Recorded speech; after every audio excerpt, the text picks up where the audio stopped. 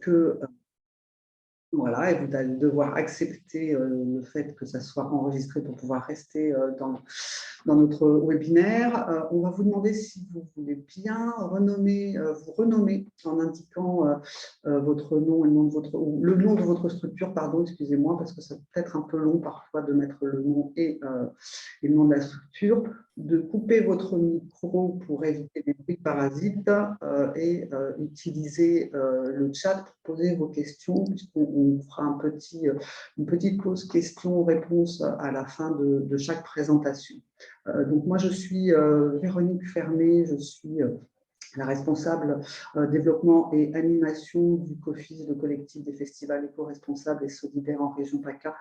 Et dans ce cadre-là, nous accompagnons la métropole Aix-Marseille-Provence sur la réflexion avec l'éco-responsabilité des manifestations au sens large et pas uniquement des festivals.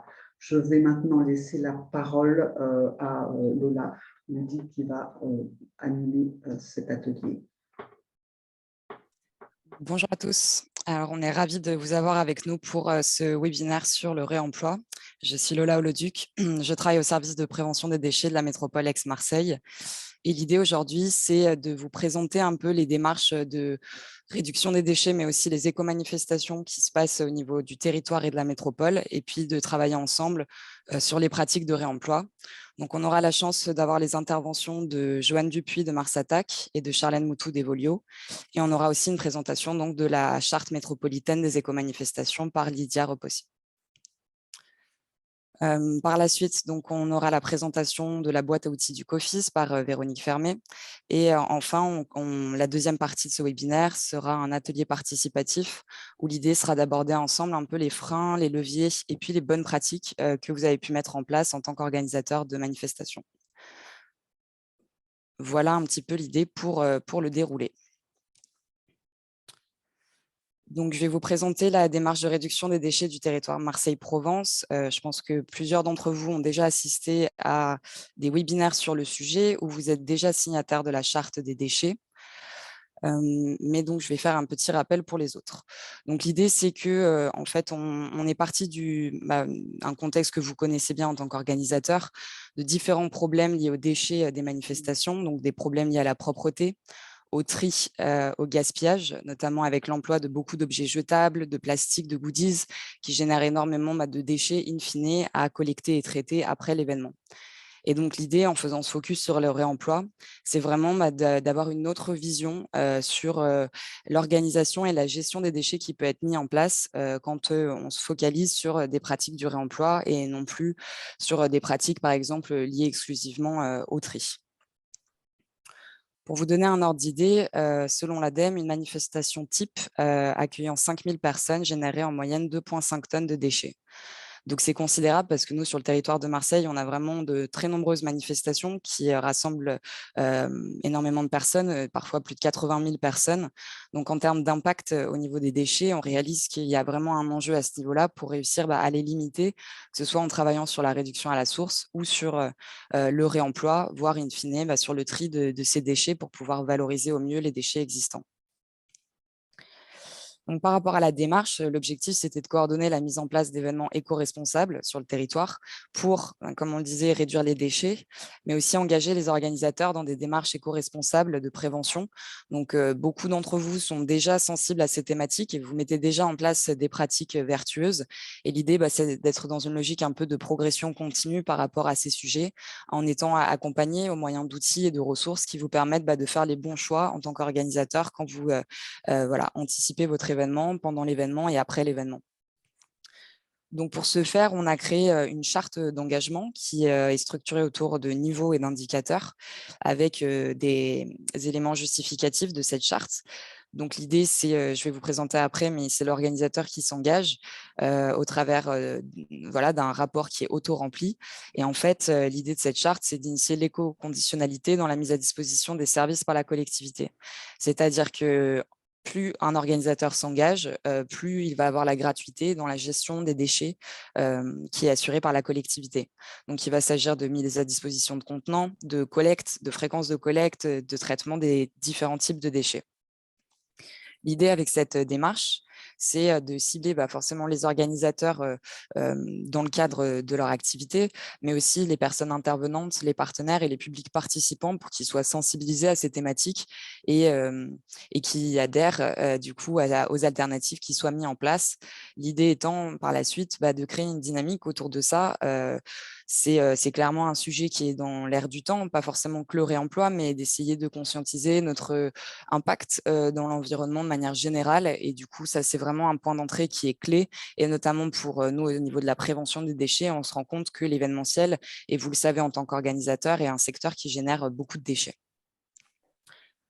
Donc, au niveau de la charte, elle se structure autour de 3 niveaux d'engagement. On a un premier niveau qui concerne la gestion sélective des déchets avec le tri, la sensibilisation, la mise en place de toute la signalétique pour orienter les publics à aller vers les bons contenants pour assurer une gestion sélective des déchets. Ensuite, on a le niveau 2 qui cumule le niveau 1 et qui aborde les thématiques de l'économie circulaire et du réemploi. Donc là, ici, on va retrouver plusieurs catégories comme la restauration, comme la communication sur site. Donc, c'est un niveau qui est assez complet puisqu'il essaye de mettre en place le plus d'alternatives. Donc, on a le tri, l'économie circulaire et réemploi. Et enfin, le dernier niveau, qu'on a appelé tendre vers le zéro déchet. Là, il va s'agir d'un niveau qui est un peu plus complexe parce qu'on est sur quelque chose d'assez graduel en termes d'engagement. Et l'idée, c'est de travailler sur des flux spécifiques. Donc, par exemple, les huiles alimentaires usagées, les biodéchets, le traitement des mégots et la mise à disposition d'eau potable. Donc, à travers de ces différents indicateurs dans ces niveaux, on peut voir qu'il y a plusieurs actions qui peuvent être mises en place. Et donc, l'idée, c'est aussi de mettre la puce à l'oreille aux organisateurs quand ils consultent la charte. Il y a des actions qui font déjà, des actions qui se disent on aimerait s'engager cette année-là, et potentiellement des actions auxquelles ils n'avaient pas pensé et qui sont faisables, qui sont réalisables dans le cadre de l'organisation de la manifestation. Au niveau du périmètre de la démarche, il s'agit de l'ancien territoire Marseille-Provence, donc qui recense les 18 communes que vous voyez à l'écran, donc Marseille et puis les communes alentours. Et la démarche de réduction des déchets des manifestations est effective depuis mars 2022. Donc, si vous avez déjà organisé votre manifestation, techniquement, si vous avez demandé la gratuité, vous avez reçu tous les éléments pour répondre à cette charte et vous engager à travers elle. Au niveau des typologies des manifestations, donc on en a recensé 3 différentes avec 3 procédures différentes. Donc, on a les petites manifestations qui, avec une jauge de moins de 1000 participants sur la durée de l'événement. Donc là, pour eux, la charte, elle est incitative. On va retrouver, par exemple, des brocantes, des petits événements de quartier, ce type d'événements qui ne brassent pas finalement de grosses populations. Et donc, pour eux, il y a un maintien de la procédure actuelle, c'est-à-dire que la charte, elle est seulement incitative pour leur donner des idées. Et on leur demande un petit tableau de suivi pour savoir qu'est-ce qui a été fait au niveau de la gestion des déchets. Ensuite, on a la typologie de grandes manifestations. Donc ça, c'est vraiment la typologie qui génère beaucoup de déchets. Donc là, il va s'agir de plus de 1000 participants sur la durée de l'événement. Pour cette typologie, la charte, elle est obligatoire et il y a une nouvelle procédure qui est basée sur les obligations liées à la charte. Donc là, il va s'agir de remplir la charte et puis au terme de l'événement, de remplir les éléments justificatifs qui vont nous permettre d'assurer que les engagements, ils ont bien été réalisés. Et enfin, la dernière typologie, c'est les manifestations qui participent à l'évolution des comportements sur les déchets. Là, il va s'agir par exemple des opérations de ramassage ou des manifestations dont l'objet est vraiment la sensibilisation à la prévention des déchets. Et donc, la procédure actuelle est maintenue. Et il y a une gratuité des contributions qui est automatique dans la mesure où il y a une complémentarité des actions et que bien évidemment, ça fait sens de les accompagner dans cette voie-là avec procédure qui est peut-être un peu plus facilitée aussi. Au niveau des contributions, donc avec le niveau 1, on a la mise à disposition des bacs de tri et les prestations de collecte des recyclables. Au niveau 2, on ajoute toute la logique de traitement de ces recyclables. Et enfin, au niveau 3, ça va être la mise à disposition du tri, de la collecte, du traitement, mais également toute la gestion des ordures ménagères. Donc forcément, le fait qu'on ait mis les ordures ménagères au niveau 3, c'est pareil, c'est le plus l'organisateur s'engage, le plus après les déchets seront pris en charge par la collectivité au moyen de cette gratuité dans les moyens matériels et techniques. En fait, il faut vraiment se rendre compte qu'au niveau des coûts associés à la gestion des déchets qui finalement à la base incombaient vraiment à la collectivité, on est sur plusieurs centaines de milliers d'euros pour les manifestations qui se déroulent sur le territoire Marseille-Provence. Et c'est vrai que c'est considérable. Et l'idée, c'est aussi de valoriser les organisateurs qui s'engagent. Pour eux, il y a de la gratuité. Et pour les organisateurs qui ne veulent pas s'engager sur la réduction des déchets de leurs manifestations, eh bien pour eux, il y aura une facturation selon le devis initial en fonction des demandes qui ont été faites pour les moyens matériels et techniques. Donc, vous l'aurez compris, l'objectif, c'est vraiment de réduire les déchets issus des manifestations, réduire les coûts, et puis engager les organisateurs et tous les publics associés dans une évolution qui va être progressive dans leur pratique, de conscientiser finalement la gestion des déchets. L'idée, ça va vraiment être, nous, vous savez, on travaille avec le triptyque des 3 R, donc réduire, réutiliser, recycler, se focaliser sur les 2 premiers R qui sont les plus importants dans la mesure où c'est vraiment là qu'il y a une capacité d'action considérable sur la réduction des déchets. Et puis enfin, avec le 3e R, on va être dans une logique de meilleure valorisation des déchets existants, c'est-à-dire qu'on ne peut pas éviter la mise en benne et du coup, on va assurer un tri qui permette de limiter la casse. Donc, parmi ces objectifs, il y a aussi un objectif qui sous-tend, qui va être d'avoir de la visibilité sur les bonnes pratiques qui sont mises en place sur le territoire pour pouvoir s'en inspirer, se mettre en lien en tant qu'organisateur, mais aussi voilà, en tant que structure partenaire, pour pouvoir mettre en place ces bonnes pratiques et les dupliquer. Donc, ce qui va être l'intérêt de l'atelier juste après pour se donner des idées, pour voir ce que les autres organisateurs mettent en place. Et puis, ça peut être à n'importe quelle échelle, avec des petits, grands budgets. L'idée, c'est vraiment de se dire qu'on réfléchit ensemble, collectivement, à ce qui pourrait être mis en place et être changé. Pour vous donner un petit pré-bilan depuis le lancement en mars, donc on a reçu 31 chartes pour la typologie des grandes manifestations, avec plus de 230 000 participants au total. Donc, sur la référence de l'ADEME, on estime qu'on serait à 115 tonnes générées sur le territoire, ce qui est juste énorme et on a du mal à l'imaginer en fait, 115 tonnes, ce que ça pourrait représenter. Mais ce qui est positif, c'est qu'on constate que, par rapport à la charte, les objectifs sont atteignables parce que pour valider un niveau, il faut valider 50% des indicateurs. Et on se rend compte qu'on est quand même dans une logique où on veut s'améliorer d'année en année, mais que les objectifs ne sont pas inatteignables et que de plus en plus d'organisateurs s'engagent dans la réduction des déchets. Donc, on a un organisateur qui se situe au niveau 3 de la charte. On a bien sûr eu plusieurs cas où des organisateurs vont se mettre automatiquement, vu que c'est une déclaration automatique au niveau 3 de la charte, et de constater au travers des rapports que finalement, les engagements, ils n'ont pas été tenus et qu'il va falloir générer une facturation selon le devis initial. L'idée, c'est pas, on sait qu'il y a parfois un peu un manque de visibilité, mais l'idée, c'est de ne pas s'engager sur des pratiques où on sait pertinemment qu'on ne pourra pas les mettre en place et que du coup, nous, quand on doit vérifier est-ce que c'est le cas, est-ce que cet organisateur qui s'est engagé a bien tenu son engagement et qu'on se rend compte que ce n'est pas le cas, c'est là où ça devient problématique. Mais bon, la bonne surprise, ça a été qu'il y a une majorité d'organisateurs qui sont au niveau 3 et qui ont bien tenu leurs engagements et qui ont des bonnes pratiques qui sont vraiment inspirantes. Et puis, l'autre tendance positive, c'est qu'il y a vraiment une évolution au niveau des comportements en tant qu'organisateur. C'est que le déchet, il est plus relégué en dernier, mais il est vraiment conscientisé. Donc, en amont de l'événement, au niveau de l'organisation, pendant, lors de la coordination sur site, et puis après, pour assurer la bonne gestion des déchets. Donc, ça, c'est vraiment agréable en travaillant dans les déchets de voir qu'il y a de plus en plus de mobilisation sur ce sujet, que les gens se sentent concernés et qu'ils ont envie d'agir à leur échelle pour faire bouger un peu les lignes. Donc, avant de laisser la parole à ma collègue Lydia Rovossi, je vais vous expliquer très brièvement comment est-ce que nos 2 chartes se corrèlent, parce que c'est vrai que ça peut être un peu compliqué à comprendre parfois. Mais en fait, donc on a cette charte métropolitaine qui est une charte qui englobe plusieurs thématiques, 6 au total.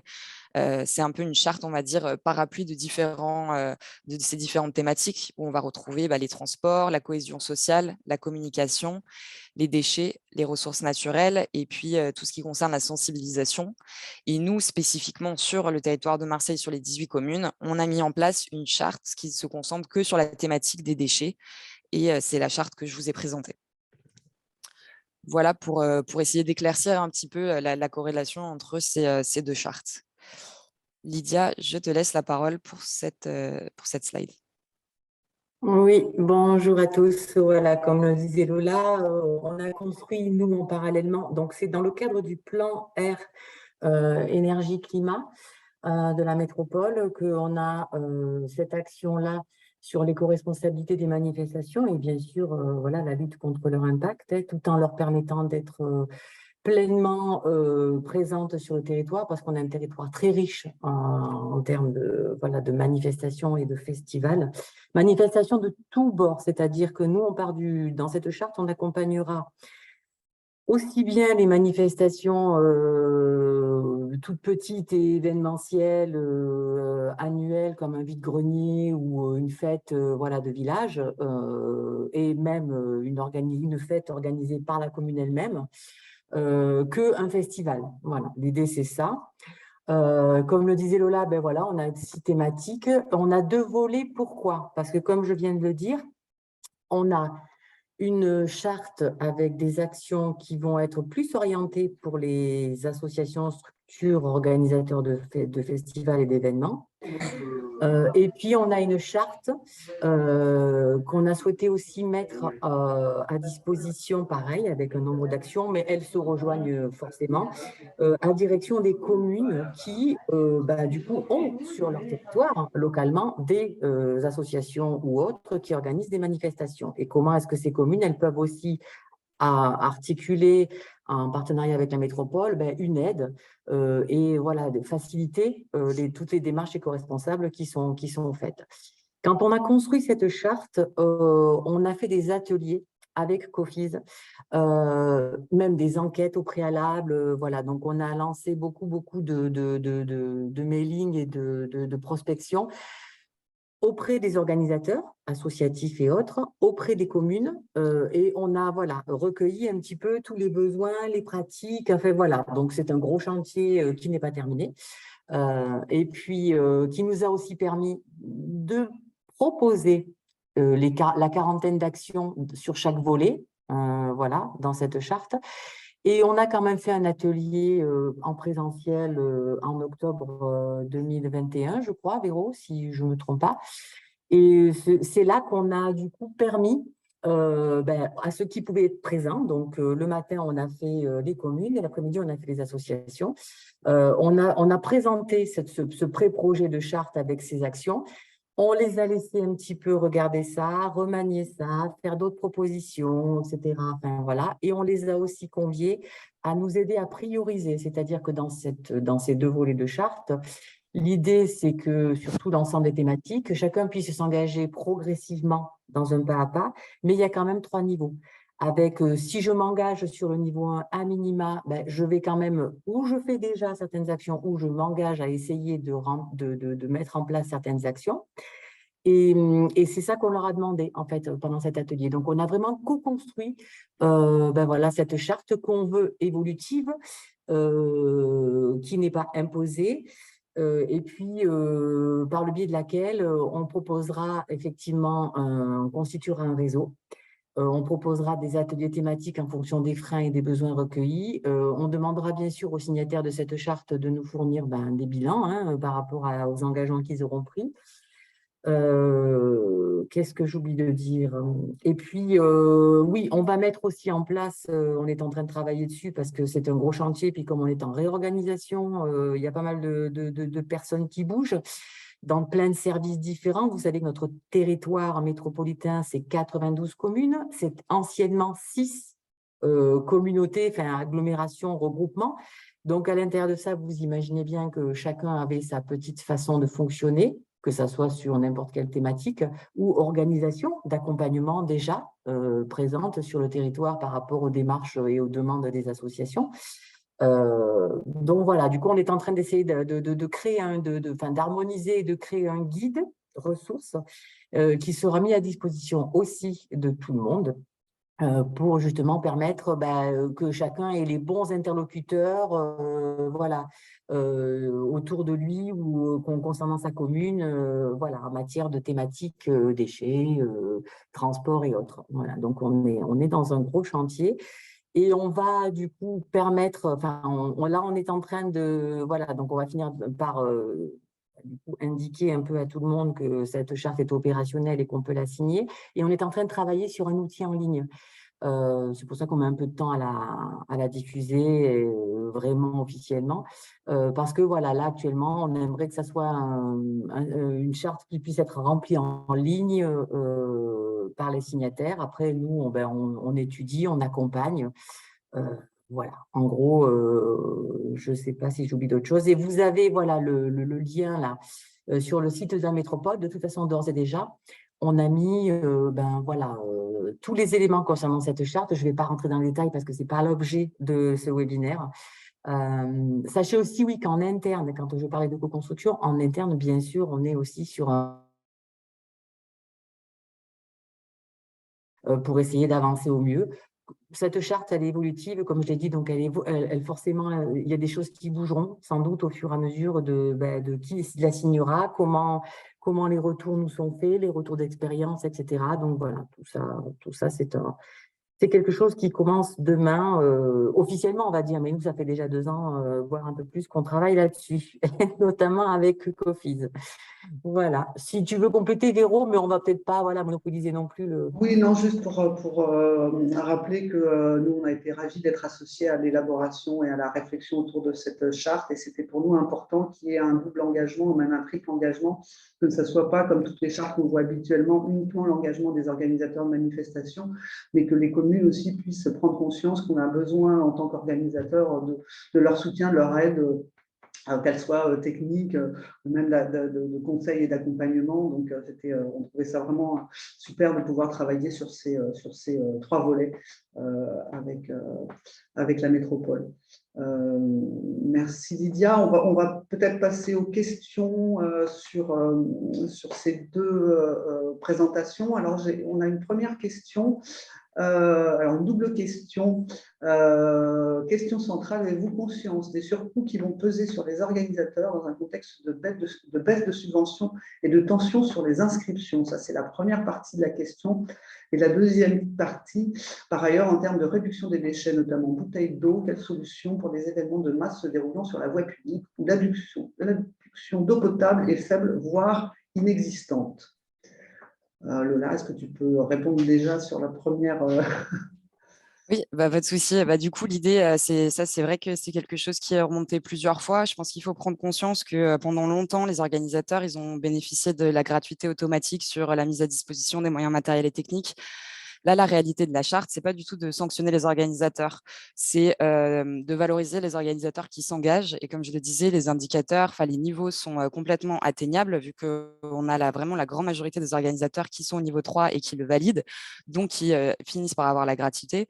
Et en fait, l'idée, c'est juste de pallier à la problématique des organisateurs qui ne se sentent pas concernés par la gestion de leurs déchets, qui vont faire une mauvaise gestion de leurs déchets et donc où il va y avoir un gisement qui n'est pas bien trié, donc qui ne peut pas être valorisé par la suite. Et donc, l'idée, c'est en fait vraiment… l'organisateur qui ne veut pas travailler sur la gestion des déchets va en effet être amené à payer pour la gestion de ses déchets parce qu'il va y avoir plus de quantité, il va y avoir sensibilisation des publics. Nous, l'idée, c'est de faire avancer la thématique, que ce soit au niveau de la réduction ou de la sensibilisation. Et du coup, les organisateurs qui s'engagent dans ce sens ne seront pas pénalisés financièrement. Et du coup, ça, c'est vraiment ce qui sous-tend à cette démarche. Et puis, nous, on est là pour accompagner les organisateurs à trouver des alternatives. Ce que je disais, c'est qu'il n'y a pas forcément que des alternatives qui sont extrêmement chères et payantes en passant par des prestataires. Il y a aussi plein d'initiatives qu'on a recensées qui sont de l'ordre d'une réflexion collective en amont de l'événement qui a pu générer des petites actions qui peuvent être validées au travers de la charte. Donc, la charte n'est pas inatteignable, la majorité bénéficie de la gratuité et ceux qui n'en bénéficient pas sont ceux qui ne s'engagent pas. Donc, il y a un moment où il faut quand même qu'on arrive à pousser un changement de comportement à ce niveau-là. Longtemps, le déchet était vraiment relégué en dernier quand on imaginait un événement, on en parlait à peine. C'était vraiment, hop, on met dans les bacs à la fin de l'événement, dans le rush parce que c'est la phase de démontage et on ne s'intéresse pas à cette gestion-là. on sait de plusieurs retours qu'il y a de plus en plus d'organisateurs qui sont très sensibles à ces thématiques, qui essayent de faire au mieux, qui manquent souvent d'outils et de ressources. Et c'est là où nous, collectivités, le COFIS et d'autres acteurs de l'événementiel qui accompagnent les organisateurs peuvent se positionner pour pallier à ce manque d'informations ou de solutions. Et c'est aussi au travers de ces temps d'échange où on essaye de faire remonter des bonnes pratiques pour accompagner les organisateurs. Ah tiens, on n'avait peut-être pas pensé à cette solution et finalement, l'organisateur de l'événement d'avant, il l'a fait et je peux le dupliquer. Donc ça, ce sera pour le premier point. Et pour le deuxième, sur la mise à disposition d'eau potable, ça, c'est un vrai sujet de fond. Nous, on travaille notamment dans le cadre des manifestations sportives qui sont en itinérance à trouver une solution. Donc, on travaille avec le Parc national des Calanques. Ça, c'est un sujet qui est en cours. Il va falloir qu'on arrive à faciliter l'accès, en effet, à l'eau pour pouvoir limiter l'utilisation des bouteilles en plastique, favoriser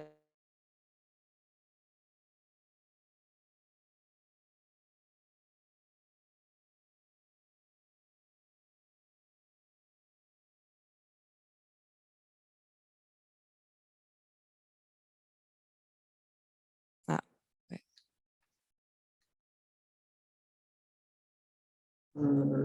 Il y a eu un petit blocage. Je ne sais pas si c'est que moi, mais Sur, oui, ouais, c'est peut-être ma connexion qui ne va pas bien, pardon. ok. Alors, merci pour cette réponse. Il y avait une autre question. Nous organisons des festivals, dont le Summer Festival. Nous avons cette année répondu à ce formulaire et cette charte. Par contre, serait-il possible de référencer des associations prestataires pour nous aider à atteindre certains objectifs? On va en parler justement des outils qui sont mis à disposition. Je ne sais pas s'il y a des réponses à donner, Lola, Lydia.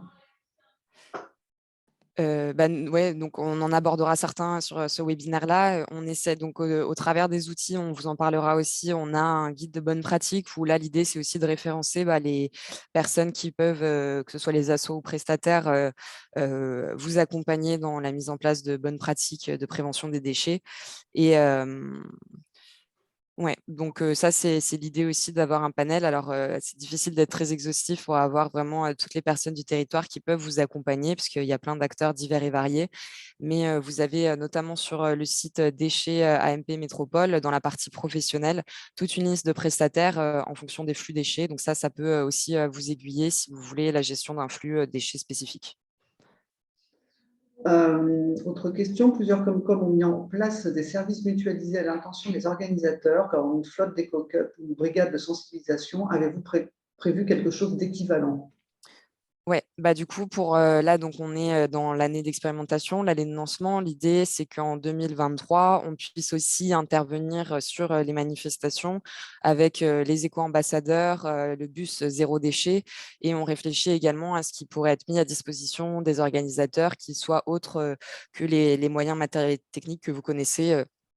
Donc, les bacs, travailler notamment sur une signalétique qui puisse être harmonisée pour les différents organisateurs d'événements. Donc ça, c'est quelque chose qui est en cours. Et pour la flotte d'EcoCup, donc c'est pas enfin, il y a eu pendant un temps une flotte d'EcoCup. C'était assez compliqué parce qu'en fait, la problématique qu'on rencontre en PACA, c'est qu'on n'a pas de site de lavage à proximité. Le premier site de lavage, il se trouve dans la Drôme. Et du coup, surtout l'aspect logistique, c'est vrai que c'est assez compliqué d'assurer cette mise à disposition-là. Mais si je ne me trompe pas, Véronique, il y a une mise à disposition d'une flotte d'EcoCup qui est faite par est-ce que c'est le département ou la région qui propose ce service-là? Oui, la région propose des éco-cups et des gourdes. Je ne sais pas si c'est encore des éco-cups, service protocole. Après, c'est assez limité. Je sais qu'il y en avait aussi via la métropole un certain nombre une flotte de gobelets qu'aurait la métropole. Service grands événements. Après, plus proche de nous, il y a un service qui est sur Arles, c'est POP, la plateforme ouverte au public, qui propose justement des éco-cups à emprunter. Et il y a un autre service qui est en train de se créer un peu plus loin sur Avignon, et je ne sais pas le territoire qu'ils vont couvrir. Mais c'est vrai que ce qui serait intéressant, c'est de trouver des associations locales qui puissent développer ces outils. On a eu, lors de notre journée déchets l'année dernière, une présentation d'un guide pour la mise en place de vaisselle mutualisable pour les acteurs qui souhaitaient s'emparer de ce sujet-là. Donc, c'est en cours, mais de toute façon, on a pas mal d'informations qu'on va vous donner là, justement, sur retrouver ce type de matériel. J'ai l'impression que ma connexion est un peu faible, mais bon, j'espère que vous m'entendez. On a encore une autre question, c'est sur aucun conteneur de tri sur le complexe sportif de la commune. Alors, est-ce que quand il y a un complexe sportif, il n'y a pas quand même des dispositifs qui sont mis en place de façon pérenne? Alors, pour les complexes sportifs, en fait, je pense qu'il faut se rapprocher du référent d'antenne qui gère toute cette partie de moyens matériels et techniques quand ils sont mis à disposition. Ça, c'est vrai que parfois, il y a des spécificités sur certaines communes, mais normalement, en tant qu'organisateur, ça dépend en fait, parce qu'il y a deux types d'organisateurs. Les organisateurs comment dire, privés, publics, et puis les organisateurs qui sont les collectivités elles-mêmes. Et du coup, pour voir par rapport à ces spécificités, il faut se rapprocher en effet du chef d'antenne. Si vous avez des questions spécifiques à ce niveau-là ou si vous ne connaissez pas votre interlocuteur, n'hésitez pas à m'envoyer un mail et je pourrai flécher la bonne personne vers vous pour que vous puissiez poser les questions sur ces contenants. Merci. Moi, j'avais une question en rapport avec une question un peu différente. Pour l'instant, ce dispositif déchets couvre donc l'ancien CT1. Est-ce qu'il va être développé sur d'autres territoires? Est-ce que l'idée, c'est de pouvoir le dupliquer sur d'autres territoires? Puisque les territoires n'existent plus, si j'ai bien compris. Ouais, c'est ça. Alors, là, l'idée, c'est qu'on n'a pas encore Là, on est encore en phase d'expérimentation sur cette démarche. On est en train de voir comment est-ce que les choses s'articulent, comment est-ce qu'on peut l'améliorer. L'idée, c'est qu'en effet, ce serait bien d'harmoniser un peu les pratiques pour qu'on puisse simplifier l'ensemble de ces démarches-là. Comme l'expliquait Lydia, on a une restructuration des territoires qui ne seront plus, donc on n'aura plus de conseils de territoire. Donc là, à date, on n'a pas encore la visibilité pour assurer que cette démarche, elle sera automatique sur l'ensemble de la métropole, mais c'est quand même un objectif d'avoir une approche similaire pour que tout le monde s'y retrouve aussi à ce niveau-là. Ok, merci. Autre question, tu parlais d'éléments justificatifs. Quels sont les éléments que vous demandez justement pour justifier la bonne démarche et la réduction et le tri, etc. Alors, pour la typologie des grandes manifestations, ce qu'on demande, c'est un rapport justificatif qui nous permet de valider les engagements. Donc là, on va demander des informations écrites, des photos, des devis potentiellement, tout ce qui peut être mis à notre disposition pour procéder à l'analyse, pour s'assurer que ça a bien été tenu. Nous, de notre côté, on a des personnes qui peuvent être présentes sur l'événement dans le cadre de la logistique et mise en place du service événementiel pour voir si tout se passe bien au niveau de la gestion des déchets. On a des caractérisations des poubelles pour voir un petit peu ce qu'il en est, s'il y a une vraie qualité du tri, par exemple. Donc ça nous permet, quand on corrèle un peu tous ces éléments, de valider ou non l'engagement pris par l'organisateur. Donc ça va être pour les grandes manifestations. Et puis pour les plus petites, bien sûr, on est sur des justificatifs qui sont beaucoup moins important, on va dire, ça va être des petits tableaux de suivi juste pour savoir ce qui a été mis en place pour que nous, on comprenne bien comment est-ce que les déchets sont gérés pour avoir cette visibilité-là. Et donc, c'est des petits tableaux de suivi. Dernière question, après on passera à la suite. Savoir comment les organisateurs vont être informés. Est-ce qu'ils vont recevoir un mail officiel? Comment ça se passe en fait dans la démarche? Alors, la démarche, elle s'est lancée en mars et techniquement, dans le cadre de l'organisation d'autres manifestations, si vous avez, en fait, par rapport à la démarche, comment ça se passe? Vous faites une demande d'occupation de l'espace public au niveau de la ville valide votre demande, le service de l'événementiel chez nous reçoit la demande et si vous faites une demande de gratuité pour la mise à disposition des contenants, de la collecte et du traitement, automatiquement, vous recevez les informations par mail. Donc, ça se passe en amont de l'événement. Donc, quand vous organisez l'événement, que vous faites cette demande, là, vous avez tous les éléments à disposition, les explications. Et en attendant d'avoir ces éléments-là, si vous voulez les anticiper, vous pouvez vous rendre sur la page dédiée que Véronique a mis dans la conversation.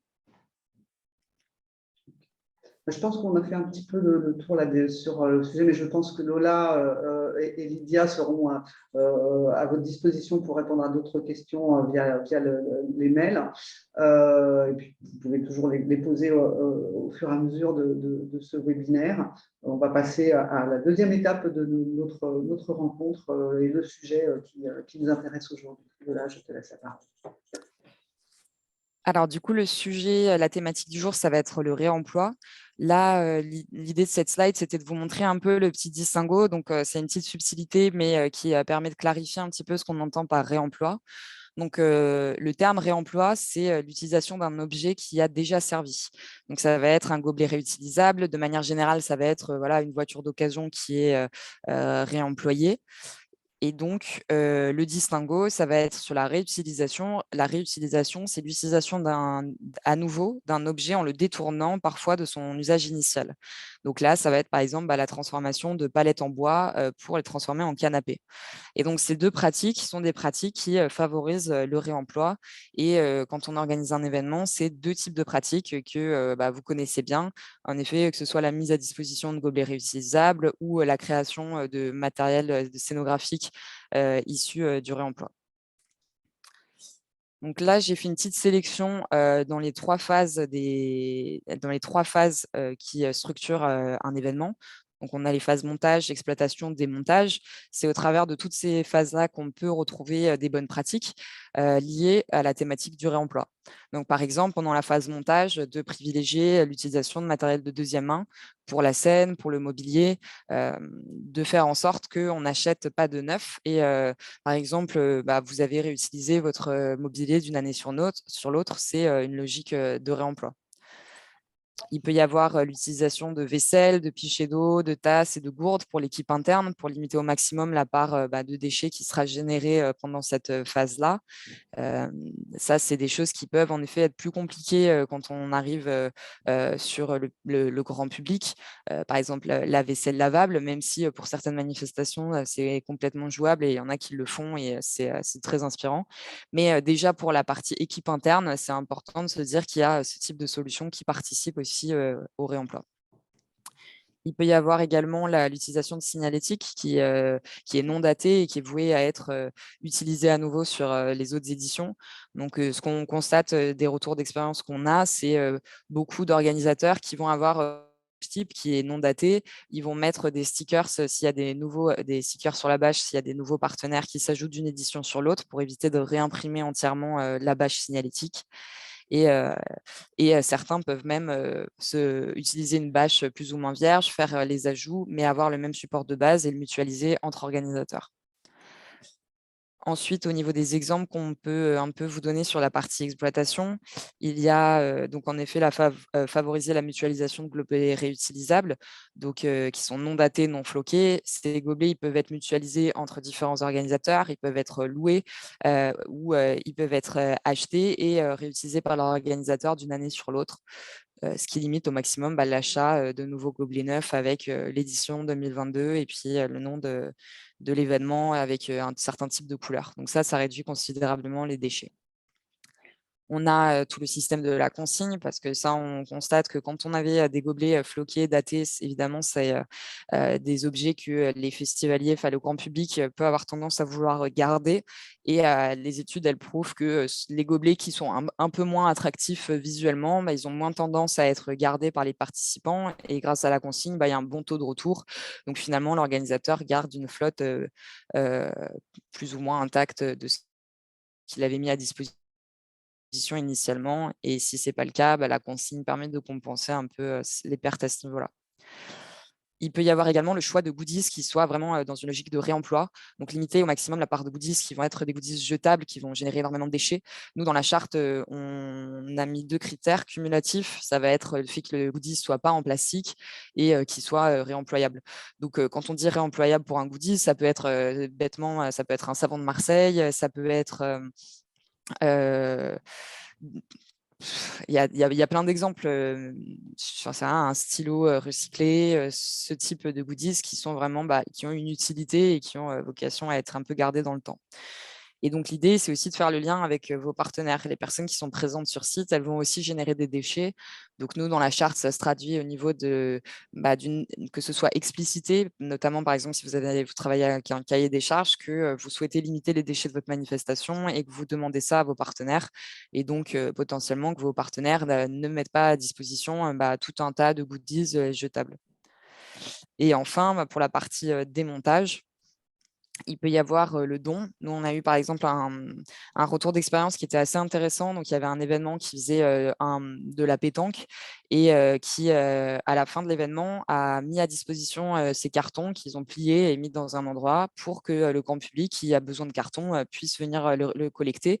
Ce qui fait que l'organisateur n'avait pas ces déchets-là à gérer. Et puis, les habitants qui font un déménagement ou autre étaient bien contents de trouver ces cartons en bon état qui étaient mis à leur disposition. Il y avait également, par exemple, l'utilisation de bottes de foin pour bloquer les boules de pétanque et qui avait été donnée à la fin de l'événement à une ferme à proximité. Là, ça peut paraître être des flux, pour le foin particulièrement, un peu plus épisodiques, mais en fait, l'idée, c'est de se dire que, par exemple, au travers du don, il y a plein de personnes qui peuvent être vraiment intéressées pour récupérer par exemple, du mobilier. Et ça va être le cas potentiellement des ressourceries, des associations caritatives qui vont en avoir une utilisation, que ce soit de l'utilisation directement réemployée ou avec une petite réparation, un petit coup de travailler un petit peu sur l'esthétique pour le rendre plus attrayant. Bref, il y a plein de pratiques pour pouvoir les réutiliser. Et ça, en fait, à travers le don, vous faites du réemploi. Et ça, c'est une super pratique et c'est mieux que la mise en benne. On a, voilà.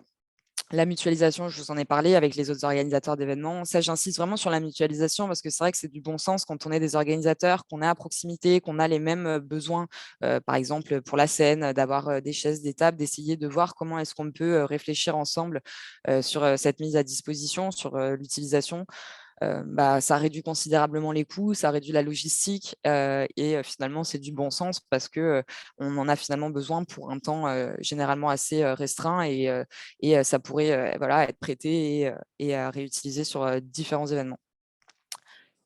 Et voilà, un dernier exemple que je peux vous donner lors de la partie démontage, ça peut être de remplacer tout ce qui va être les films plastiques jetables par des racks, par des palocs, utiliser par exemple du carton broyé ou autres matériaux de calage réemployés plutôt que d'acheter des choses en plastique pour venir bloquer un petit peu ces cartons pour protéger les objets qu'on a à transporter. Donc ça, c'est des plus petites choses, mais et qui ne sont pas forcément trop coûteuses.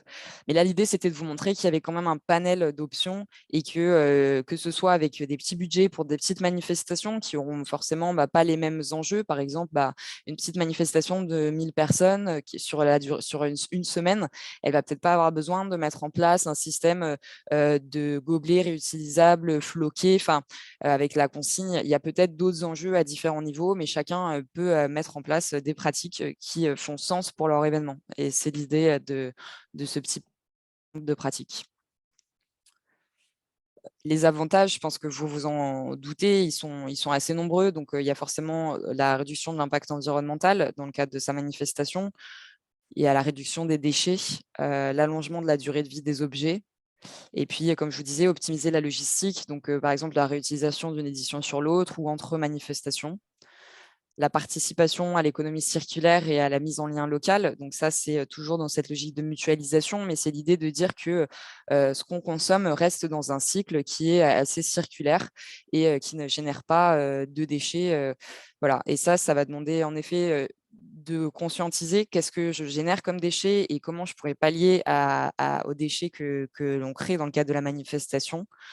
et du coup, de rentrer dans cette logique d'économie circulaire. Le don en fait partie, la mise en lien avec des acteurs locaux, des acteurs de l'USS, des associations caritatives, ça en fait partie. Et par ces biais-là, en travaillant sur le réemploi, la partie un peu immergée de l'iceberg, c'est vraiment le travail avec les artisans locaux, favoriser la création d'emplois, parce que le réemploi est une activité qui permet à beaucoup de personnes de travailler aussi. Charlène pourra en parler peut-être dans le cadre de la présentation d'Evolio. Mais l'idée, c'est qu'en fait, finalement, quand on met un objet à la benne, il n'y a pas beaucoup de personnes qui sont impliquées derrière pour la gestion de ce déchet, parce qu'il va potentiellement partir. Bon, il peut y avoir de la valorisation si c'est recyclable, mais sinon incinération, enfouissement. Alors que si cet objet est détourné de la benne pour être réutilisé, réemployé, potentiellement, il y a plusieurs acteurs qui vont venir pour changer cette vision, cette utilité de ce déchet qui n'en est pas un. Est-ce que je peux juste ajouter un autre avantage qui n'est pas des moindres, c'est aussi réduire les coûts.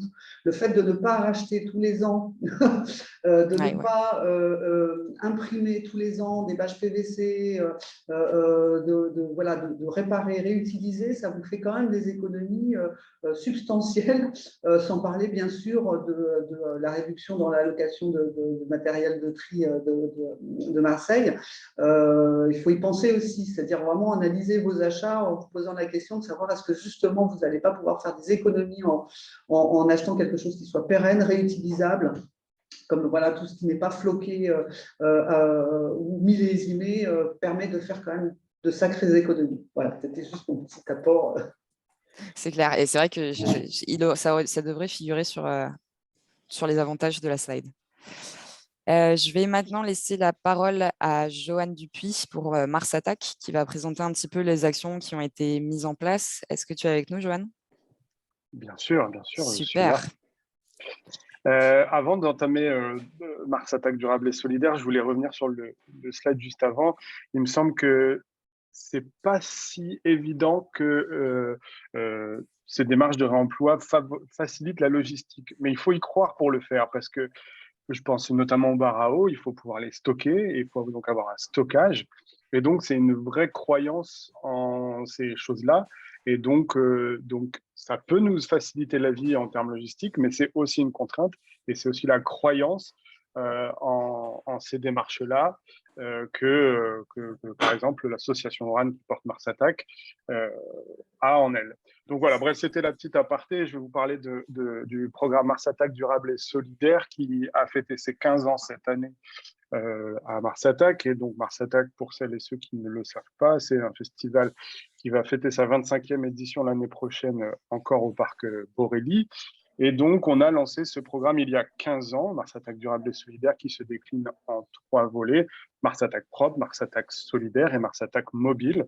Là, je vais vraiment faire un focus sur Mars Attack propre et sur quelques actions, parce que par exemple, Lola le disait tout à l'heure, le tri des mégots, la récupération des huiles, tout ça sont des choses que l'on fait, mais là, je me concentre vraiment sur trois choses. La première, les barres à eau.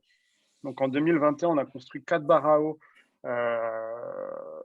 en propre à Mars Attack, que l'on n'a pas tout à fait déployé l'année dernière pour des questions de logistique, et ce qui fait que, on les a toujours, ils sont toujours mutualisables et ils sont toujours récupérables pour les autres organisateurs.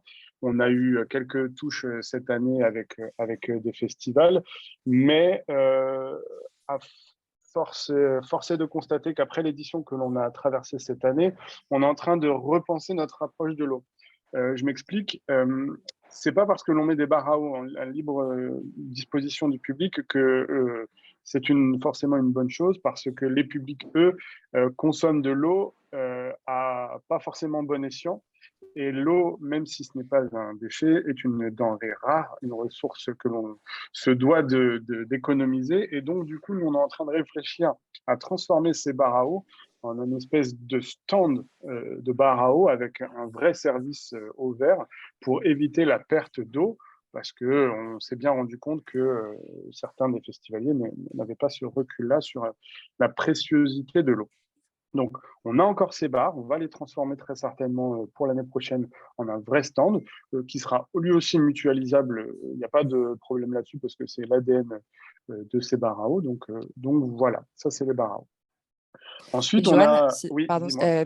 comment ça se passe alors du coup s'il y a par exemple des organisateurs qui sont intéressés pour avoir les bars à eau sur leur événement, c'est quoi un peu l'approche? Est-ce que Eh bien, alors, on a fait savoir qu'on avait les bars à eau, par exemple, à Cofis, dont on est membre.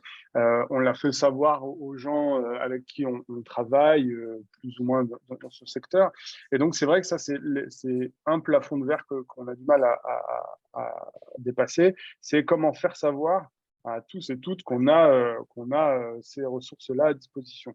Donc, on l'a fait savoir. Véronique nous a envoyé un ou deux festivals sur le territoire pour les récupérer. Donc, en fait, en gros, c'est simple. Hein, c'est des bons de sortie, des bons de retour. Il faut venir les chercher chez nous. Et voilà, c'est des palettes mises les uns sur les autres avec un évier. C'est très simple à monter. On a un plan de montage. Voilà, c'est très simple. Mais c'est vrai que le faire savoir est une autre paire de manches. Merci. Voilà. Lemon Tree, les machines de tri. Lemon Tree est une entreprise nationale implantée notamment à Marseille et ils ont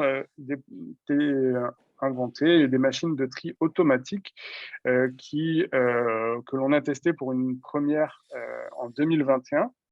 Donc, c'est des machines dans lesquelles vous mettez votre gobelet et il vous rend la consigne. En 2021, et parce que on y croit toujours dur comme fer, mais en 2021, on a dans ces machines séparé les gobelets des déchets plastiques. C'est-à-dire que vous pouvez configurer ces machines telles que vous le souhaitez. Et donc, d'un côté, dans un bac à l'intérieur de la machine que vous voyez, il y a un bac pour les gobelets et un bac pour les déchets plastiques. Ça, on l'a fait en 2021. On s'est rendu compte en 2020, à l'issue du festival, que les festivalières et festivaliers n'étaient pas très au fait de comment ça marchait et qui préféraient utiliser les bacs de triflux de nos camarades d'Aremac, que je salue. Et donc, on a changé un peu notre fusil d'épaule et on a mis ces machines uniquement à la récupération des consignes en 2022. Et donc, la benne de gauche récupérait les grands gobelets et la benne de droite les petits gobelets. Avec ça, on a quand même augmenté notre taux de retour entre 5 et 10%, ça dépend des années, pour atteindre en 2021, par exemple, un des meilleurs taux de retour de gobelets déconsignés. Bon, c'était une édition un peu particulière, mais quand même, ça concourt avec le fait que nos gobelets soient non logotypés, on y revient, c'est important. C'est des gobelets, je veux dire, moches, mais en tout cas qui n'ont ni d'image de Mars Attack, ils n'ont rien à voir avec Mars Attack, et d'ailleurs, tant et si bien qu'ils repartent sur d'autres événements toute l'année pour pouvoir être réutilisés, car on le sait bien, un gobelet comme ça qui est utilisé au-delà de 7 fois est un bon gobelet. Donc, les nôtres voyagent et servent ailleurs en France. Voilà pour les machines de tri. Et le dernier point sur lequel j'avais envie de m'appesantir, c'est justement le dirigeable à Aubagne, la route 2021, sur la construction d'un bar avec… Alors, les passerelles se font grâce à notre scénographe Rémi qui travaille, qui est au Bagné. Je ne sais pas si on dit au Bagné, pardon, mais c'est ça, je crois. Et donc, il nous a présenté la recyclerie. Et donc, en 2021, on construit avec un bar de 9 mètres. Et en 2022, il nous aide à créer une roue de jeu pour le twister. On avait une zone qu'on a appelée la récré qui mélangeait les jeux et tout le pendant Mars Attack solidaire, c'est-à-dire que c'était au bénéfice d'associations type les Petits Frères des Pauvres, la Cloche, etc. Toutes ces assos étaient sur la récré. Donc, on a fait un twister avec une roue, et donc c'est le dirigeable qui l'aura fait, et un banc de récupération des déchets au catering. Une table avec des trous et pour mettre les flux, en fait, une création de bancs avec tous les flux. Donc ça, c'est le dirigeable qui nous auront construit. On leur a aussi pris du mobilier, et notamment ce qu'on appelle du back bar, c'est-à-dire de l'habillage de bar. On avait des très belles armoires de grand-mère en fond de bar pour y mettre bouteilles de vin et autres bières. Voilà, donc on les a fait venir, elles sont reparties, on les a réutilisées. Et puis, on a essayé cette année de mettre une benne de 15 mètres cubes en montage pendant l'exploitation et au démontage du festival pour récupérer tout ce qui servait pendant l'exploitation d'un festival. Cette benne est repartie à Aubagne et ensuite a été revalorisée. Ce qui a pu être réutilisé a été réutilisé. Ce qui a été requalifié ensuite a été mis dans des bons réseaux. Donc voilà, ça c'est un partenariat qui date de 2021, qu'on a fait en 2022 et qu'on chérit beaucoup. Donc on va continuer en 2023 parce que c'est vraiment ce genre d'initiative qu'on a envie de pousser au festival Mars Attack. Voilà, en gros. Super, merci beaucoup Joanne, c'était des pratiques intéressantes et je pense que ça parle aux organisateurs et ça permet un peu de voir ce qu'il est possible de faire. Du coup, je vais laisser la parole maintenant à Charlène Moutou, qui travaille du coup à Evolio et qui a travaillé avec, dans le cadre de ce partenariat. Donc là, vous voyez à l'écran ce qu'évoquait Joanne sur les éditions 2021-2022. Charlène, je te laisse te présenter. Bonjour à tous, je suis responsable de la ressourcerie Le Dirigeable sur Aubagne, comme ça a été dit auparavant. Je vais vous faire un petit topo, déjà vous présenter qui nous sommes. Nous sommes donc la ressourcerie Le Dirigeable, mais nous faisons partie de l'association Evolio, une association à but non lucratif, et nous sommes chantier d'insertion. Chantier d'insertion, on est là pour remettre le pied à l'étrier à tout type de public. Nos salariés sont strictement et pratiquement tous en CDDI, donc sur des contrats courts, pour résoudre leurs problèmes liés à l'emploi et repartir sur de l'emploi et une vie plus stable. Voilà ce que c'est déjà un chantier d'insertion. Et la ressourcerie Le Dirigeable, c'est quoi? C'est un grand hangar, nous en tout cas sur Aubagne, un grand hangar de approximativement 3000 mètres carrés, où on reçoit les encombrants de la ville d'Aubagne et des 12 communes alentours, déjà tous les matins. Nous recevons aussi du don de particuliers, nous faisons du débarras de maison et nous avons aussi 3 questions de réemploi sur déchetterie pour aller chercher le déchet à la source. Donc tout ça est nos flux entrants. Et là, du moment que ça rentre chez nous, on va commencer à trier, bien évidemment. On va récupérer tout ce qui va être propre ou remis en état, faire des créations, faire de l'upcycling, donc détourner un objet pour en créer un autre.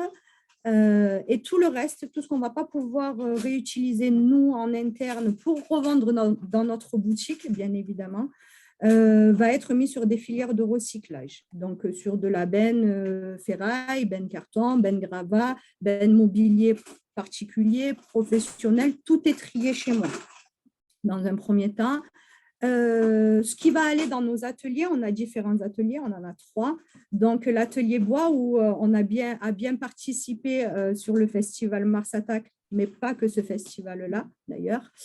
On a un atelier aussi qu'on appelle D3E, c'est tout ce qu'on répare électrique, tout ce qui se branche ou avec une pile.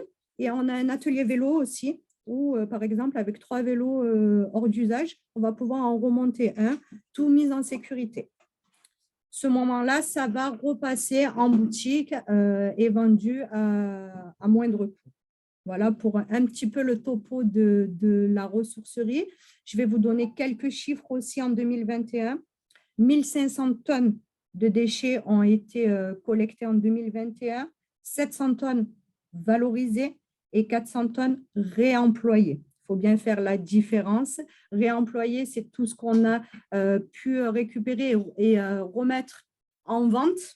Et valoriser, c'est sur des filières de recyclage. Comme tu l'as dit, Lola, précédemment, ça ne va pas à l'enfouissement. Voilà.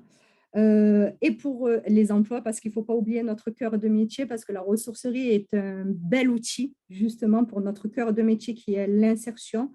Nous avons créé approximativement, sur 2021, 140 emplois.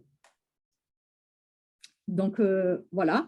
On est là aussi pour favoriser, comme tu l'as dit, Lola, l'économie circulaire, réellement.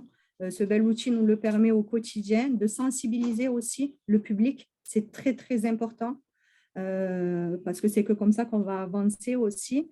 Donc, la sensibilisation, c'est un point d'honneur aussi chez nous. Pour reparler du partenariat avec Mars Attack, nous sommes ravis aussi et ravis d'entendre qu'on le continue pour 2023. Et ça a été un régal de travailler avec Mars Attack, une bonne entente, une bonne synergie avec Rémi, du coup, et toutes ses équipes. Nous avons pu, comme on l'a dit, créer une roue de twister, comme on le voit là sur le PowerPoint. Cette roue a été créée à partir exclusivement de matériaux recyclés, revalorisés. Donc, le plateau de la roue, par exemple, a été découpé dans un bois mélaminé qu'on avait chez nous. Le pied aussi a été récupéré chez nous. Le bac de tri, par contre, a été créé, réellement créé, parce que nous pouvons créer aussi avec du bois de palette.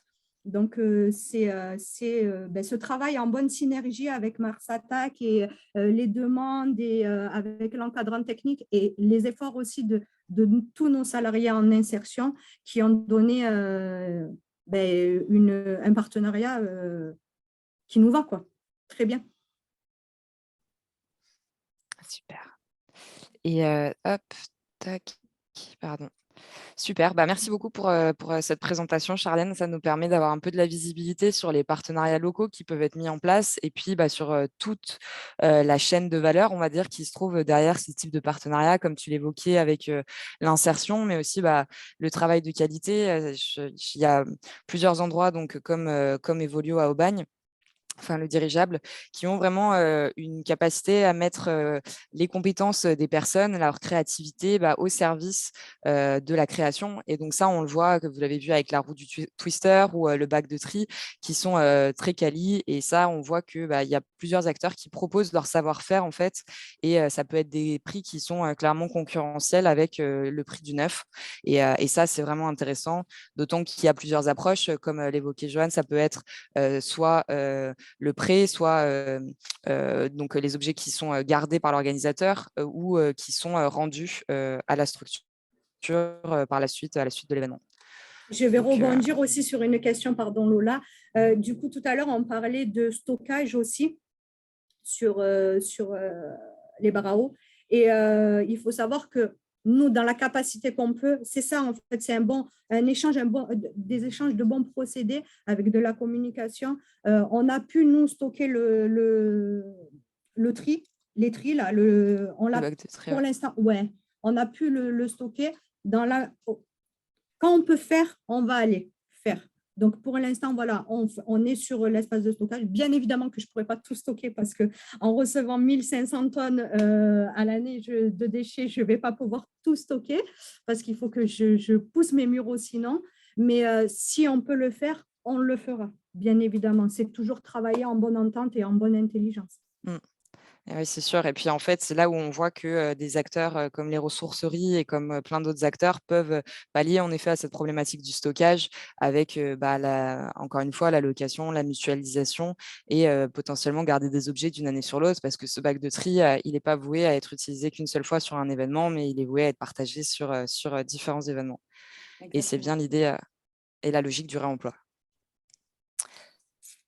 Est-ce que vous avez… Alors, hop. Ah non, je vais te laisser la parole, du coup, Véronique. Oui, on va présenter quelques petits outils avant de passer aux questions. On vous parlait tout à l'heure d'un guide du signataire de la charte métropolitaine qui va apparaître et qui reprendra peut-être certaines idées sur les questions de réemploi. Mais vous avez donc la boîte à outils du COFIS qu'on a créée l'année dernière suite à 6 ateliers départementaux que nous avons fait en distanciel sur des questions justement de gestion et de réduction des déchets.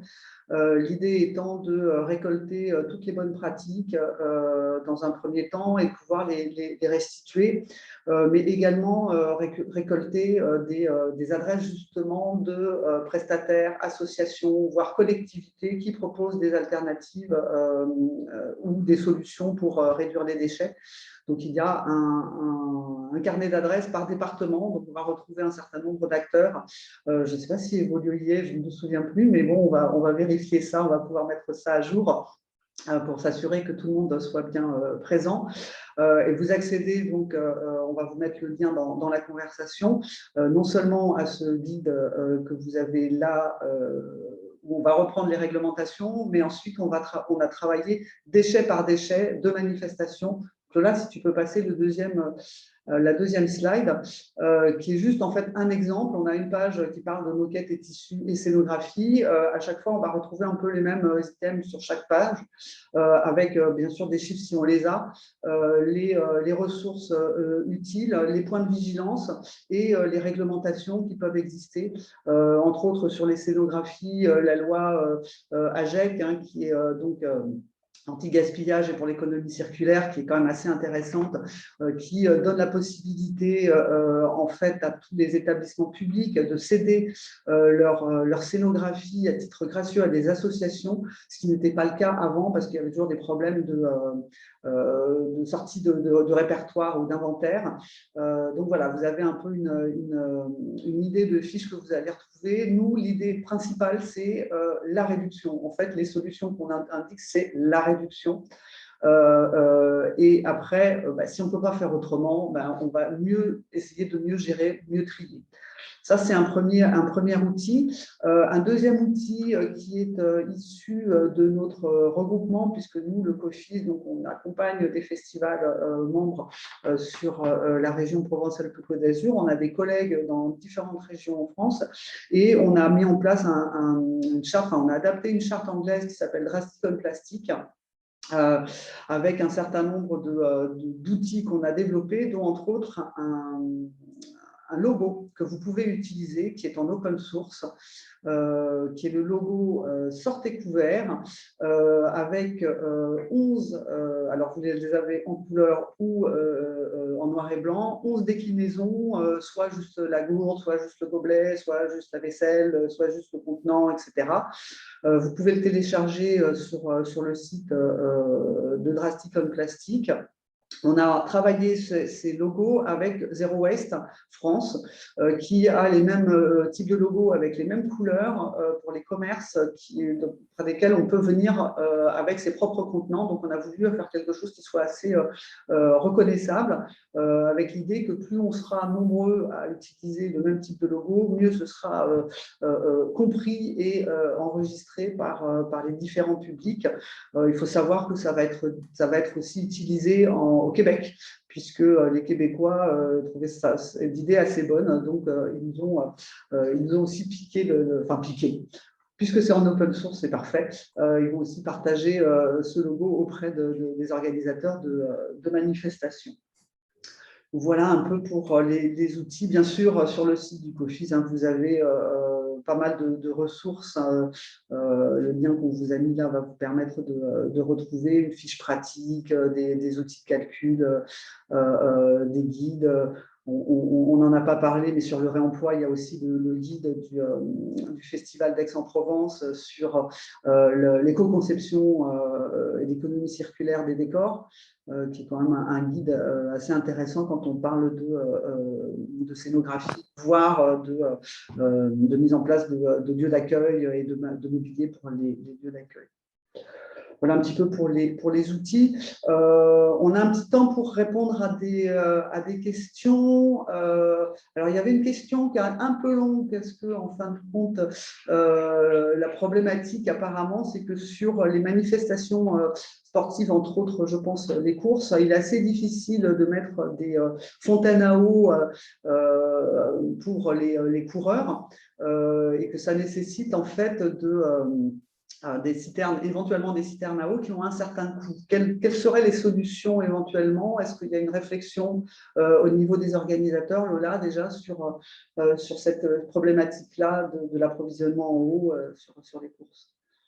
Oui, il y a clairement un distinguo entre les manifestations, on va dire fixes, et celles en itinérance, qui sont les manifestations sportives, où on aura besoin de l'eau à différents moments de la manifestation et en effet, tout d'un coup, au niveau de l'arrivée des coureurs, par exemple.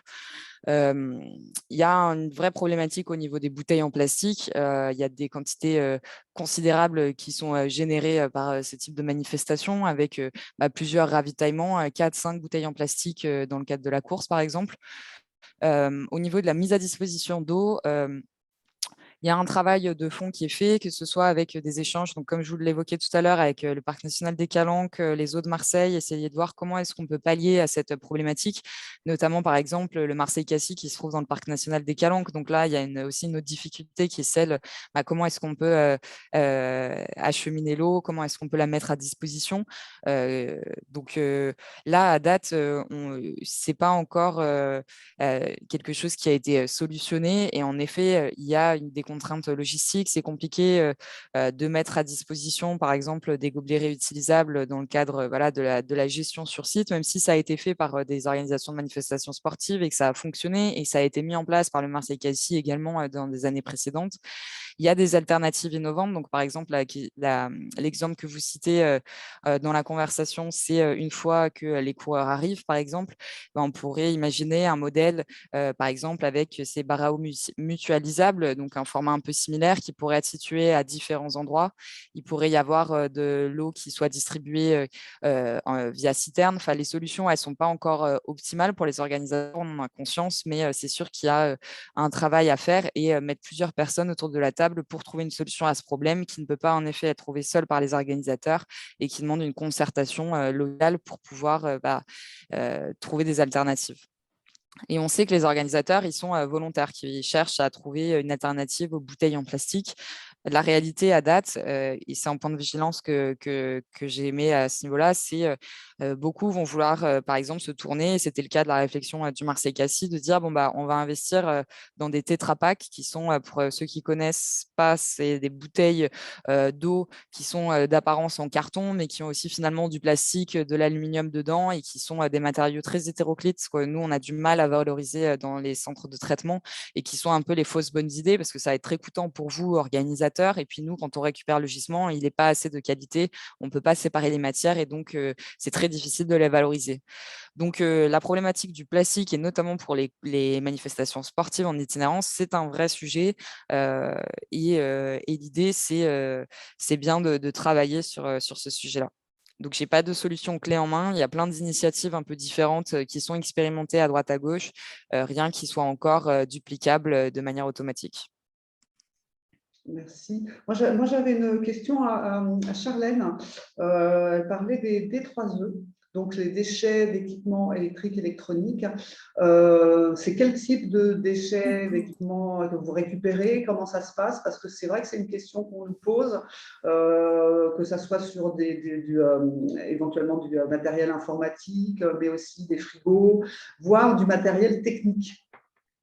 Alors, je vais répondre. Les D3E, nous réceptionnons tout type de D3E. Gros électroménager, petit électroménager, informatique, TV, multimédia, enceinte, vieux tourne-disque, tout ce qui se branche ou tout ce où on peut mettre une pile, on va pouvoir nous le réceptionner, le trier, l'envoyer dans nos ateliers. Tout ce qu'on va pouvoir réparer, on va le faire. Comme je l'ai dit aussi, on est un chantier d'insertion, donc beaucoup de turnover sur les salariés. Il faut savoir qu'en chantier d'insertion, nous ne recrutons pas sur des compétences, mais sur du savoir-être. Et c'est à nous de les faire monter en compétences. Donc, il y a cette problématique à prendre en considération, nous, en interne. Mais on va réceptionner tous les D3E, bien évidemment. Et tout ce qu'on ne va pas pouvoir, nous, réutiliser, réparer, les pièces, parce qu'on va pouvoir garder aussi les pièces, par exemple, le plateau du micro-ondes en verre que nous n'allons pas pouvoir réparer, ce micro-ondes, on va garder le plateau, les boutons, on va pouvoir, pour anticiper des autres réparations futures, et tout le reste part sur une filière de recyclage qui est écologique actuellement. Mais sinon, oui, on réceptionne tout type d'électroménager. D'accord. Et autre question, quel est votre territoire d'intervention? Vous êtes sur Aubagne, si j'ai bien compris. Jusqu'où allez-vous? Alors, oui, nous, on est sur Aubagne. On est basé sur Aubagne. Donc, les dons de particuliers arrivent chez moi. Donc, c'est eux qui viennent chez moi. On peut faire aller chercher, mais ça sera au cas par cas.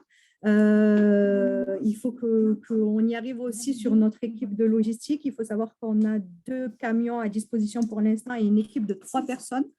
Donc, c'est vaste en fait. Je n'ai pas de question, j'ai pas de réponse fixe à vous donner. Ça sera au cas par cas, mais tout le territoire, déjà, on est sur tout le territoire. Les déchetteries sur les questions de réemploi, on est sur Cassis, Gémenos et Château-Gombert aussi. Donc, vous voyez, le rayonnage est long, quoi. Donc, j'ai pas de souci sur ça et ça sera du cas par cas. Voilà. On peut aller sur Istres, on peut aller. Merci beaucoup. Bah, Je vous en prie. Pas d'autres questions pour le moment.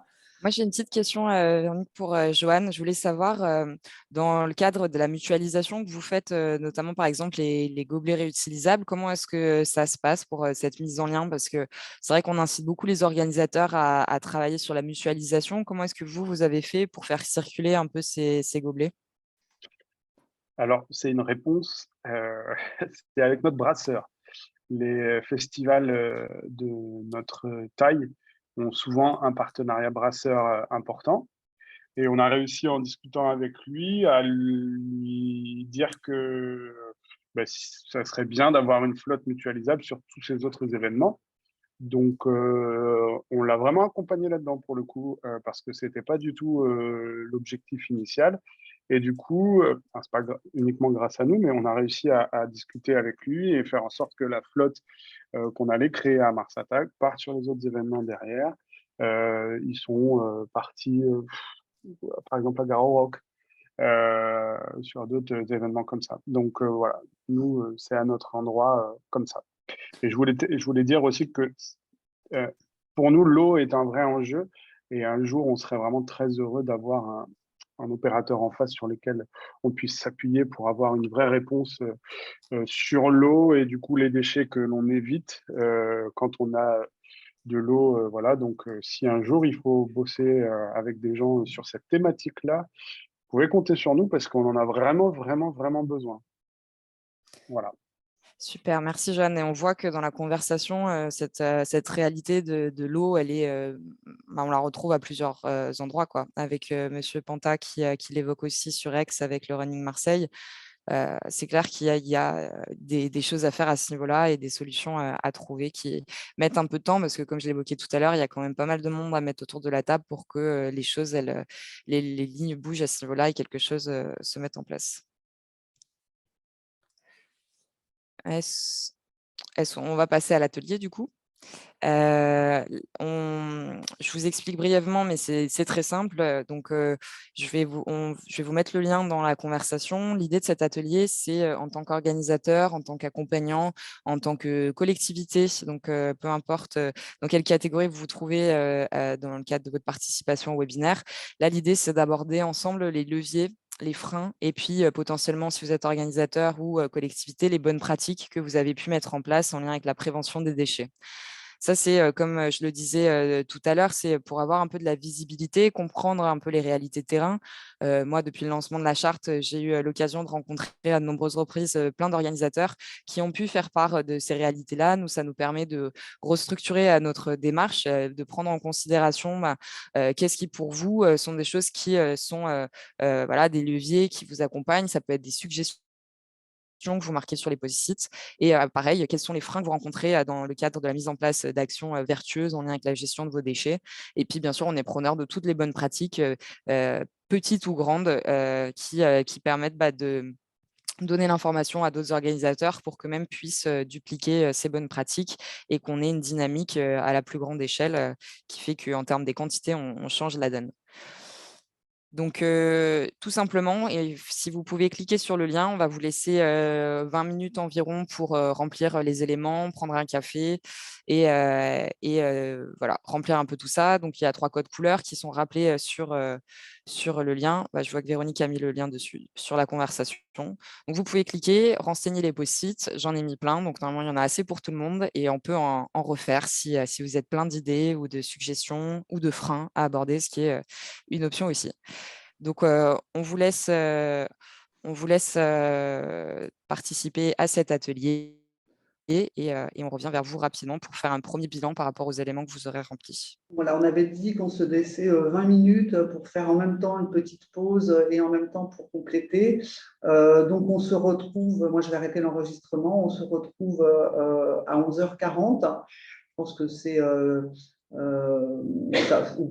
ou 35 peut-être, Lola, je ne sais pas si… On peut se dire peut-être 40 et comme ça, Voilà, après, on fera la conclusion. Donc, on finira un peu plus tôt le webinaire aussi. très bien. Moi, je mets sur pause. Les post-it. Ah, tac. On voit que les post-it se remplissent petit à petit. Je pense qu'on arrive un peu au terme de l'atelier. Ce que je vous propose, c'est de rester sur la page de l'atelier si vous voulez consulter un peu les post-it des autres participants. Ce que j'ai fait, c'est que j'ai sélectionné quelques points clés en fonction des différents post-it et je vous propose de les aborder ensemble. Pour la partie des bonnes pratiques, je proposerai également aux personnes qui ont noté des bonnes pratiques qui ont été retenues, s'ils veulent bien intervenir pour expliquer très brièvement comment est-ce que cette bonne pratique a réussi à être mise en place.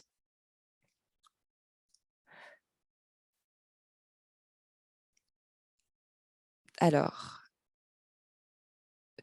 donc on a par exemple la question liée à la mutualisation scénique, la problématique d'association sur le territoire qui permettrait d'avoir, voilà, donc quelqu'un évoque une structure comme la ressourcerie du spectacle.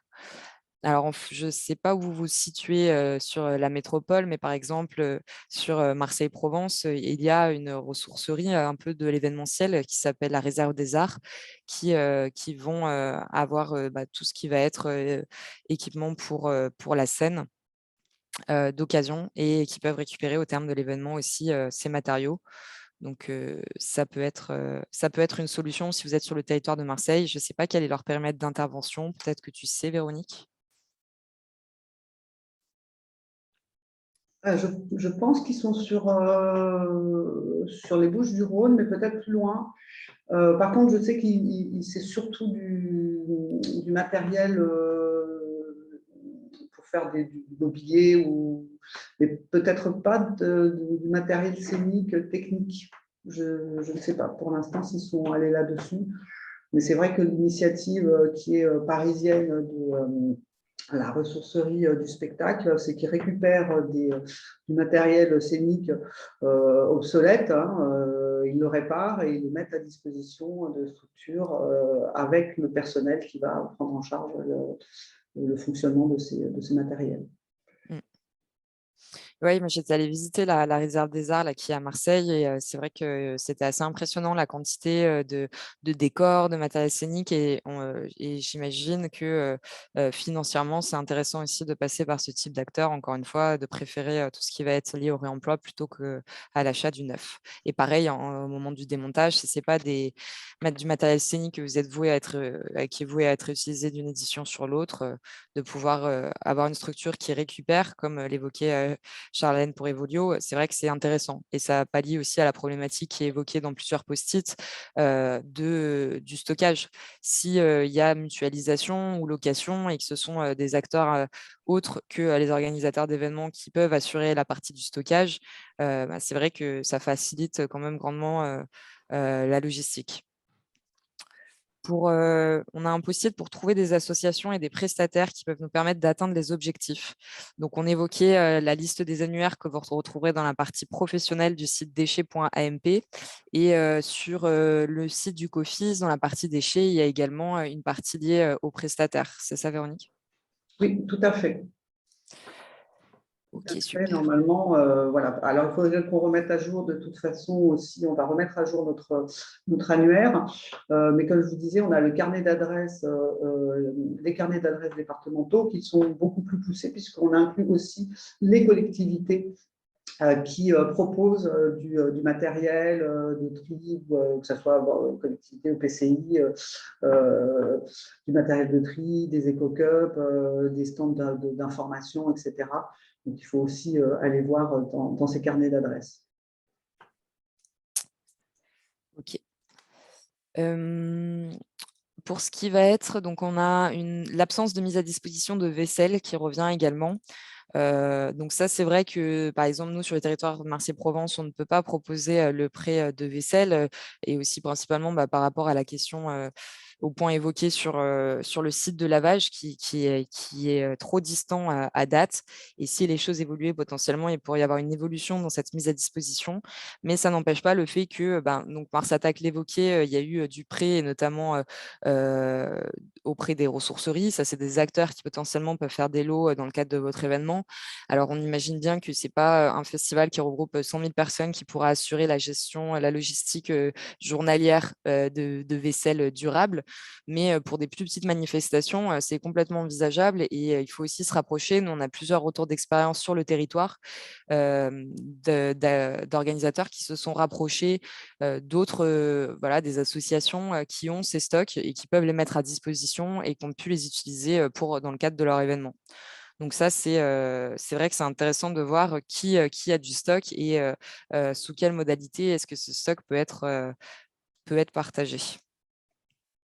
Et puis, il y a aussi la solution qu'évoquait Véronique sur sortez couverts, potentiellement inciter le public à venir aussi avec par exemple, sa vaisselle réutilisable ou au moins, par exemple, sa gourde. Et ça fait du sens parce que du coup, c'est potentiellement moins de gobelets à avoir sur site. Chacun a son propre contenant et qui est un contenant qui va être utilisé aussi par la suite plutôt qu'un éco-cup qui peut être potentiellement subtilisé par le festivalier parce qu'il aime bien le flocage, si flocage il y a, et puis garder dans un placard comme on a tous avec plusieurs gobelets réutilisables. Moi, je voulais intervenir sur la question du financement. Oui. Je ne sais pas pour le sport, en tout cas pour tout ce qui est musique. Le CNM a développé des aides donc à la transition écologique des acteurs de la musique au niveau national. Et nous avons aussi dans la région un contrat de filière avec un volet RSE, ou développement durable, qu'elles peuvent répondre en fait les acteurs de la musique. Après, sur les questions d'accompagnement, parce que je vois qu'il y en a quand même pas mal. Alors bien sûr, nous, on offre pas mal d'outils et de ressources qui peuvent vous aider. Il y a aussi des formations en ligne et vous les retrouverez de toute façon sur notre site internet. Le site du CNM aussi, mais je vous mettrai le lien, a fait tout un audit, en fait, un catalogue des formations, ressources qui peuvent être aussi ouverts à d'autres structures que des structures de la musique, bien évidemment. Donc, je vais vous mettre le lien dans la conversation. Et il faut savoir que le CROSS PACA, pour les manifestations sportives, s'est donné aussi comme mission d'accompagner les acteurs du sport à la responsabilité. Donc, ils devraient proposer, je pense, sous peu des formations et des outils. Voilà. Ça peut être intéressant et je vais vous mettre des liens dans la conversation. Super. On a aussi un point qui concerne limiter les déchets des opérateurs, mais des prestataires qui peut être parfois compliqué à mettre en place. Donc pour les opérateurs qui vont être les intermédiaires qui vont avoir complètement la gestion sur site, c'est vrai que peut-être il y a moins de capacité d'action qu'avec les prestataires qui sont des personnes que vous allez rémunérer dans le cadre de leur activité et à qui, comme on l'évoquait au travers du cahier des charges, il peut être explicité que les déchets sont un axe de bataille pour vous et que dans ce cadre-là, par exemple, aux restaurateurs, de demander exclusivement l'utilisation de contenants en carton, de contenants compostables. Voilà, ce type d'alternative-là, c'est sûr que, comme je disais par exemple aussi sur les goodies, c'est vraiment dommage si les prestataires qui sont présents sur site via des stands ou autres génèrent énormément de déchets alors que vous vous êtes attaqué à les réduire. Donc ça, c'est vrai qu'il y a cette mise en lien à faire, mais potentiellement, en tant qu'organisateur, vous avez aussi une capacité d'action au niveau des personnes qui interviennent sur votre manifestation. On va passer, je vous propose, aux bonnes pratiques et passer la main un peu aux participants.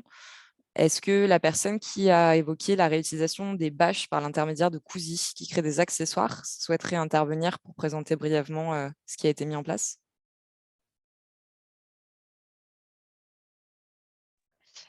Et bonjour, vous m'entendez? On vous entend très bien. Oui, alors je parle par intermédiaire du micro de mon collègue parce que j'ai pas de micro. Alors nous, à la mairie du 4-5, on a utilisé, on a fait un partenariat avec Cousy. Donc c'est Cécile Mériot qui a créé cette association il y a même pas un an, je crois, et principalement elle utilise des chutes en fait, les anciennes voiles de kitesurf, et on lui a proposé nos bâches de nos événements pour en faire des accessoires. Donc là, elle est en train de travailler sur le projet, mais on a vu tout ce qu'elle proposait, et donc elle fait par exemple des sacs de vélo, des protèges de sel, etc. Mais elle peut aussi faire des goodies ou même du merch pour vos événements. Donc ça peut être intéressant. Je vais vous mettre le lien dans le chat pour que vous allez voir. Mais en tout cas, elle est preneuse de vraiment plein de tissus, et elle est située à la Plaine. Donc, elle a un petit local. Voilà. Super, merci. Ouais, c'est rue Saint-Savournin. Il y a pas mal d'acteurs qui aussi sont intéressés pour récupérer du textile. Donc, on voit pas mal de post-it où il y a aussi du don, par exemple, de t-shirts non utilisés à des associations caritatives. Je sais que Marseille Cassis et sûrement la Marseillaise des femmes mettent ça en place. Et il y a aussi beaucoup de possibilités pour faire de la communication par la suite. Donc, comme vous évoquiez, de créer à travers des textiles potentiellement des supports issus du réemploi, ça peut être des sacs ou autres. Et donc ça, il y a plusieurs acteurs, notamment sur le territoire de Marseille. Il y a Tomo, d'autres acteurs comme ça qui peuvent vous permettre de faire de la communication en étant dans une pratique vertueuse, parce que vous réemployez vous-même au travers de cette action les textiles notamment que vous n'avez pas utilisés, ou les bâches ou autres. On a une bonne pratique qui évoque une signalétique neutre et du réemploi de scénographie de bambou à Borély. Est-ce que la personne qui a écrit ça souhaite intervenir?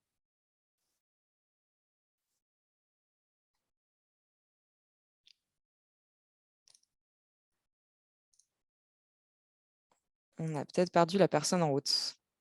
Alors, une autre bonne pratique à Contraluz, avec la séance de travail, une réflexion sur l'organisation. Est-ce que vous pouvez nous dire un peu comment ça s'est déroulé? Oui, donc en fait, le Summer Festival est à Contralouse habituellement sur 4 mois d'écart. Et donc, on a des problématiques pour travailler parce qu'on est sur le même site, le site du J4. Ouais. Et là, cette année, en fait,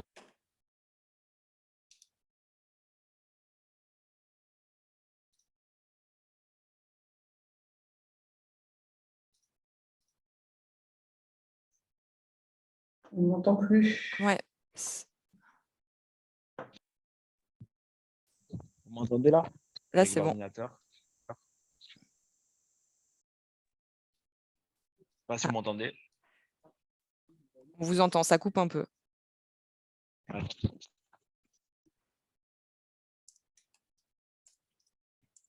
C'est bon. On va tenter. Ouais, c'est bon là ou pas? Là, c'est bon, oui. Donc en fait, on s'est déjà rencontré avec Contralouse. En fait, on a une semaine d'écart, ce qu'on disait, et en fait, on va essayer de prendre tous les mêmes prestataires, c'est-à-dire les barriérages, la scène, tout ça, pour en fait essayer de optimiser au maximum les coûts d'organisation, parce que c'est des coûts qui sont extrêmement importants, et ensuite de mutualiser les décors, le mobilier, les espaces VIP, tout ça. Donc ça peut se faire parce qu'on a la chance d'avoir deux dates qui sont l'une après l'autre. Donc ça nous permet, un, de trouver des solutions ensemble, et deux, honnêtement, en toute transparence, d'économiser aussi du budget pour les deux organisations pour potentiellement le mettre sur d'autres choses. Oui. C'est aussi les choses. Donc en fait, ça peut se faire parce qu'on a cette chance d'être sur le même lieu et d'avoir en fait simplement une semaine d'écart. Sinon, en fait, la mutualisation, on a essayé de le faire au préalable, mais quand vous avez 4 mois d'écart avec un autre festival, c'est difficile parce que vous ne pouvez rien laisser sur site et autres. Donc, ça serait exceptionnellement juste dans l'achat de quelque chose. Et après, on se retournera vers la solution de stockage, tout ça. Absolument, mais c'est sûr qu'il y a pas mal d'événements qui se situent les uns après les autres, notamment sur les mêmes sites, et ça vaut vraiment le coup de travailler ensemble pour pas avoir à réinventer tout le travail qui est fait par l'organisateur précédent juste quelques jours après, quoi. Merci pour ce partage de retour d'expérience qui, je pense, parle à pas mal de monde, notamment sur la thématique du réemploi. Alors, est-ce qu'il y a peut-être d'autres post-it que toi tu as en visu, Véronique, qui te paraissent pertinents?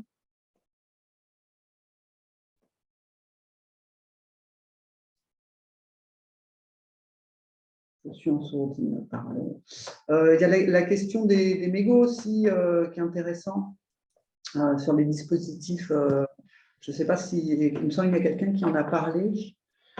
Oui, c'est Ouais. nous-mêmes qu'on en a parlé. Voilà. Et en fait, on l'a mis en place parce que c'est dans notre formulaire, en fait. En gros, jusqu'à présent, on travaillait déjà avec des associations du style AREMAC sur le Summer Festival. On n'avait jamais poussé plus loin parce que, en toute transparence, ça coûte de l'argent. En fait, toutes les associations qu'on demande, ça coûte de l'argent. Et donc, on n'a pas de financement, nous, public. On a 0 financement public sur l'événement. Donc, en fait, tout ce qui sort, c'est clairement de la marge en moins, entre guillemets, on aura des sociétés pour l'organisation. Donc, ça veut dire quand on fait des pas en avant sur ce thème-là, derrière, en fait, c'est comme je disais, de l'argent en moins. Donc, on a fait cet effort-là cette année parce que c'était dans le formulaire, mais on trouvait ça bien. C'est quelque chose qu'on va reconduire. Mais en fait, ce que je disais tout à l'heure, c'est que le formulaire nous a permis de découvrir certaines choses. Et maintenant, on était encore face à des choses qu'on ne pouvait pas faire pour potentiellement trop de monde ou trop onéreux. On va avancer. C'est pour ça qu'on trouve bien d'avoir un catalogue en fait, des produits, des services qu'on peut utiliser pour continuer à s'améliorer. J'ai vu aussi un récup de bouteilles plastique J par une société spécialisée. Si la personne qui l'a indiqué pouvait nous expliquer ce qu'il en était.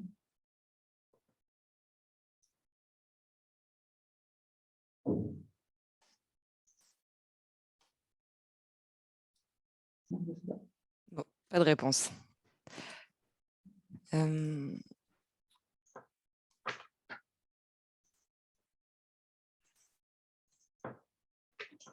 Dans tous les cas, moi, ce que je vous propose, c'est peut-être, maintenant qu'on a tous les post-it, c'est de faire après un petit doc de partage à la suite du webinaire pour recenser un petit peu les bonnes pratiques avec les participants et puis les freins et les leviers et peut-être de passer à la suite du webinaire. Qu'est-ce que tu en penses, Véronique ?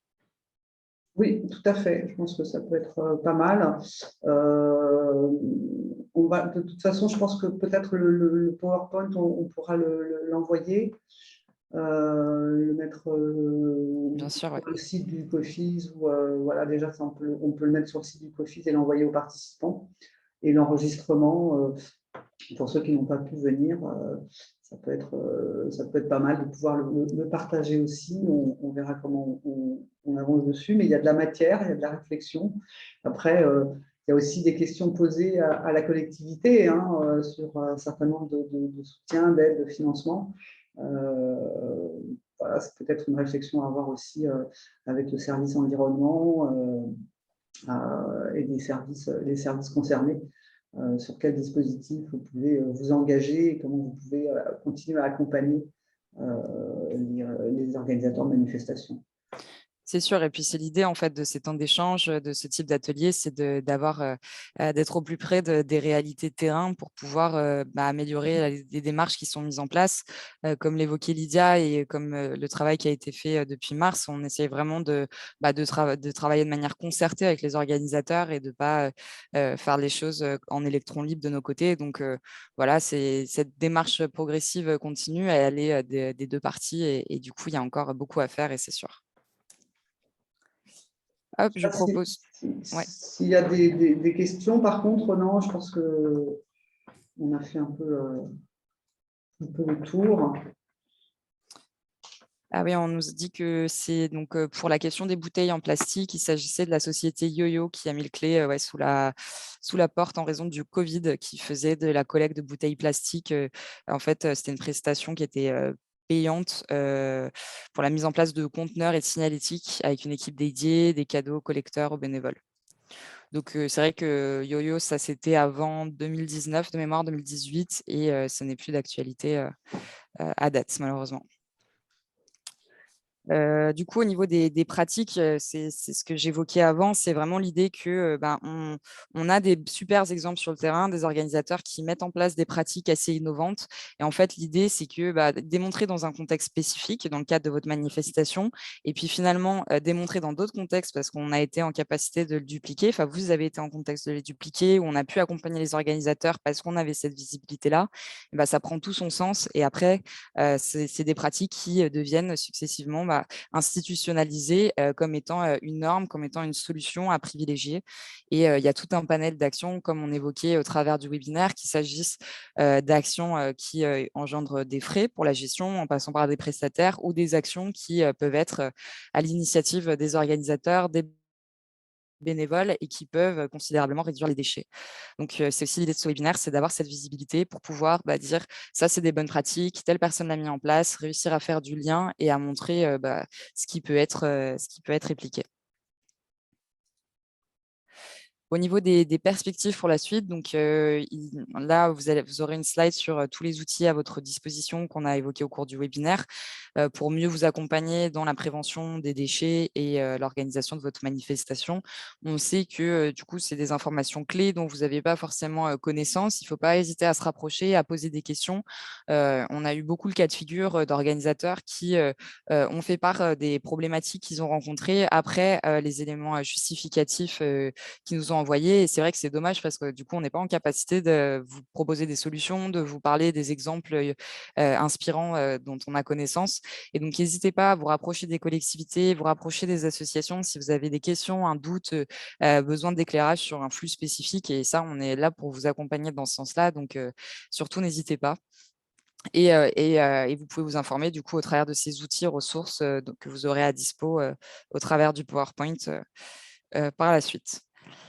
L'idée, c'est bien sûr de faire évoluer la démarche pour vous, pour nous, de donner de la visibilité aux bonnes pratiques, j'en ai parlé, et puis de continuer les accompagnements au travers de temps d'échanges qu'on fait au travers de la charte métropolitaine, la charte territoire, que le COFIS fait, les webinaires qu'on organise, et puis des formations en physique. Donc, par exemple, en 2023, on aimerait mettre en place une formation à la fresque des déchets. Et ce type de formation, vous, c'est informatif, ça vous permet d'avoir une idée claire de ce qui se passe au niveau des déchets et puis d'évoquer les pratiques alternatives.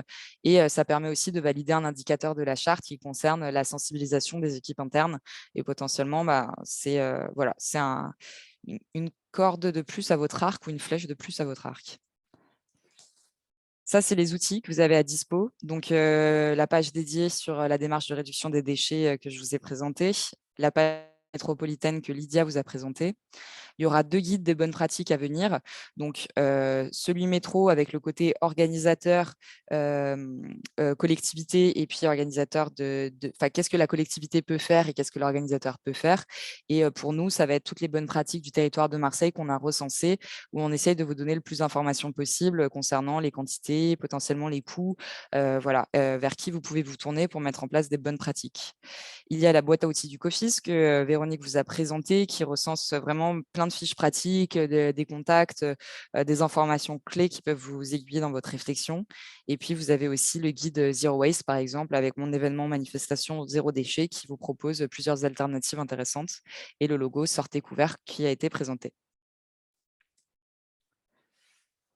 Je vous propose de conclure ce webinaire. Donc, cette thématique du réemploi, l'idée d'avoir fait ce choix de thématique, donc je vous l'ai expliqué par rapport aux 3 R et le fait que ce soit vraiment un axe où on a une capacité de faire changer les choses quand on se focalise sur la réduction ou le réemploi. C'est ce que je dis tout le temps dans la prévention des déchets. Vraiment, le tri, c'est la dernière étape parce que le déchet va en benne et du coup, sa valorisation, elle est au titre de déchet. Alors que si on agit sur les 2 premiers R, on est en capacité de rester dans cette logique d'économie circulaire. Donc, le réemploi, ça va vraiment changer la vision, l'utilité et la longévité d'un objet et ça va permettre d'avoir tous les avantages qu'on a listés au niveau du réemploi et puis de s'engager finalement dans des pratiques, dans un changement de comportement qui fait que vous êtes plus vertueux dans votre approche et puis moins de déchets sont générés. Donc, ça permet de limiter drastiquement les déchets parce qu'en effet, on réemploie sa flotte de gobelets réutilisables. C'est autant de déchets jetables évités chaque année. Et finalement, ça fait vite les montagnes qu'on évoquait parce que c'est vrai qu'on a du mal à imaginer que sur 30 manifestations, il y a 115 tonnes de déchets qui sont générés, ce qui est juste énorme. Et puis, de manière plus générale, pour les déchets des manifestations, il y a une nécessité de changer la logique liée à l'organisation et à la gestion des déchets lors des 3 phases d'un événement. Du coup, c'est sûr que nous, on prend plaisir à voir que ça devient un focus de plus en plus pour les organisateurs, où avant, les déchets n'étaient pas évoqués. Et par exemple, lors de la conférence de presse de Mars Attack, c'était un vrai plaisir de voir que la conférence commençait par la gestion des déchets, ce qui est assez rare d'aborder cette thématique en premier. Et ça montre bien l'importance que ça a. Et je pense que ça fait écho pour nombre d'entre vous, avec ce contexte où on sait qu'il y a une surconsommation, qu'on a des problématiques par rapport aux ressources naturelles et qu'il faut simplement être dans une logique de préservation de l'environnement et qu'on peut tous avoir des capacités d'action. Et nous, en tant que collectivité, on s'engage aux côtés des organisateurs pour vous accompagner à faire les choix qui vous permettront de réduire vos déchets et puis d'engager aussi en retour les publics participants, que ce soit vos partenaires ou le grand public. Et ça, l'idée, c'est vraiment de travailler ensemble intelligemment. On n'a pas toutes les solutions à date et on sait que ce webinaire, il n'était pas exhaustif et qu'il y a encore plein de questions qui restent en suspens. Mais l'idée, c'est vraiment d'avancer ensemble pour trouver ces solutions-là et de faire au mieux pour changer un peu la tendance et puis tendre vers des événements sur le territoire de Marseille qui soient optimisés au niveau de la gestion des déchets. Est-ce que Véronique, peut-être tu veux dire un petit mot? C'est un vaste sujet. C'est aussi pour une manifestation qui souhaite s'engager dans une démarche éco-responsable, la première porte d'entrée, d'autant que c'est quand même une question qu'on peut maîtriser plus facilement que la mobilité des publics. Et que de toute façon, on est amené aussi à répondre à l'attente, bien sûr, de nos tutelles, de nos collectivités, mais aussi à celle des publics qui, de plus en plus, sont en attente de manifestations éco-responsables, en tout cas sur la question des déchets. Donc, c'est important de s'en emparer et plus on sera nombreux à travailler dessus, plus on trouvera des solutions communes, plus on arrivera à réduire et avoir cette réflexion sur est-ce que finalement mon achat est utile, important. Donc, il y a toute une réflexion qu'on a eue au niveau national avec, entre autres, le plastique qui peut se porter sur tous les déchets. Donc, le réemploi est un des moyens dans lequel il faut se lancer et des solutions existent. Donc, je pense que vous avez quelques outils qui vous aideront bien à avancer sur ces questions. Et bien sûr, on est là à votre disposition si vous avez des questions auxquelles on pourrait répondre après le webinaire. Super, merci. Du coup, là, vous avez affiché à l'écran les contacts si vous avez besoin d'informations spécifiques. Côté métropolitaine, avec à l'échelle métropolitaine et territoire par rapport à ces deux démarches, et puis le contact de Véronique pour le COFIS. Il y a plein d'autres interlocuteurs vers qui vous pouvez vous tourner également. Donc, n'hésitez pas. Et n'hésitez pas à consulter les ressources qu'on vous a fournies dans la partie outils qui peuvent vous donner des idées et faire maturer une réflexion par rapport à la gestion des déchets. Donc, merci à tous d'avoir été présents pour ce webinaire. Ça permet d'avancer ensemble, de réfléchir et on est ravis de vous avoir eu avec nous.